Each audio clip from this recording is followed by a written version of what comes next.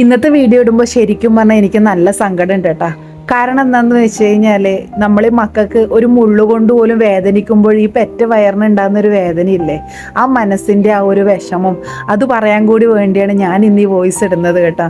കാരണം എന്ന് വെച്ച് കഴിഞ്ഞാൽ വീട്ടിൽ വളർത്തുന്ന വാക്സിൻ എടുത്ത പൂച്ചയാണെങ്കിൽ പോലും നമ്മൾ അവരോട് പെരുമാറുന്ന പോലെയല്ലേ അവർ നമ്മളോട് തിരിച്ച് ബിഹേവ് ചെയ്യുക. അതേപോലെ മക്കൾക്ക് അവരൊരു കളിപ്പാട്ടം മാത്രമായിരിക്കും. അപ്പോൾ ആ കളിപ്പാട്ടം കൊണ്ട് അവർക്കത് ഇഷ്ടമുള്ള പോലെയൊക്കെ അവരത് യൂസ് ചെയ്യുമ്പം അത് ആ ജീവനുള്ള ജീവിക്ക് ഇഷ്ടപ്പെടണം എന്നില്ലല്ലോ. അങ്ങനെ ചെറുതായിട്ട് അല്ലുവിൻ്റെ കയ്യിലൊരു ചെറിയൊരു പോറൽ പറ്റിയതാണിത്.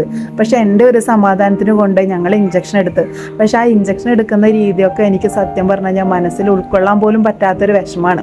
അതിൻ്റെ ഫുൾ വീഡിയോ ഞാൻ എന്തായാലും എൻ്റെ ചാനലിലേക്ക് ഞാൻ അപ്ഡേറ്റ് ചെയ്യുന്നുണ്ട്. ഓരോ ദിവസം പാർട്ടായിട്ട് തന്നെ ഞാൻ ഇടുന്നതായിരിക്കും.